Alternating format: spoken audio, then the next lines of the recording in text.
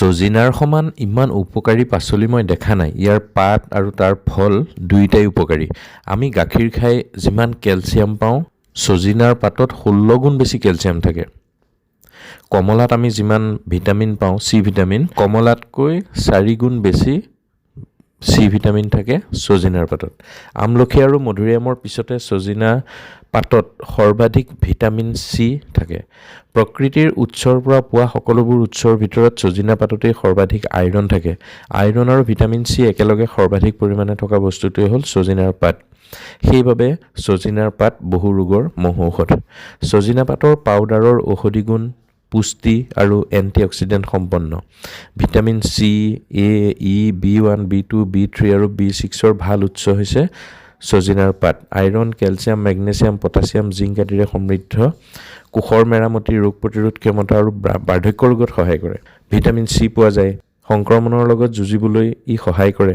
ৰক্তত শৰ্কৰাৰ পৰিমাণ নিয়ন্ত্ৰণ কৰে। টাইপ 2 ডায়েবেটিছ নিয়ন্ত্ৰণ কৰে। ডায়েবেটিছ কমাই দিয়ে আৰু কণ্ট্ৰল কৰি ৰাখে। হৃদযন্ত্ৰৰ স্বাস্থ্য ৰক্ষা কৰে।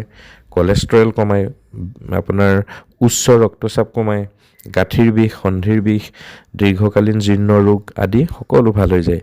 আটাইতকৈ ডাঙৰ উপকাৰ কৰে হাড়ৰ, ইমিউনিটি ছিষ্টেম উন্নত কৰে, লিভাৰক সুৰক্ষা দি ৰাখে আৰু আটাইতকৈ ডাঙৰ কথা হৈছে মগজুৰ কাৰ্যক্ষমতা বঢ়ায়, স্মৃতিশক্তি উন্নত কৰে, হৰমনৰ ভাৰসাম্যতা বজাই ৰাখে, ছাল আৰু চুলিৰ স্বাস্থ্যও উন্নত কৰে। সজিনা পাত যদি আপুনি প্ৰাকৃতিকভাৱে নাপায়, তেনে অনলাইনত সজিনাৰ পাউডাৰ পোৱা যায়। এই ভিডিঅ'টো চাই থাকোঁতে আপুনি তলত দেখিব কিছুমান সজিনা পাতৰ পাউডাৰৰ লিংক দিয়া থাকিব। আপোনালোকে তাৰ পৰা কেছ অন ডেলিভাৰী ক্ৰয় কৰিব পাৰে। সজিনা পাতৰ ব্যৱহাৰ প্ৰতিদিনে আধা চামুচ 3 পৰা 6 গ্ৰাম পানীৰ ৰস বা অন্য খাদ্যৰ লগত মিলাই খাব লাগে। পুৱা আহাৰৰ লগত খোৱাটোৱে আটাইতকৈ উত্তম।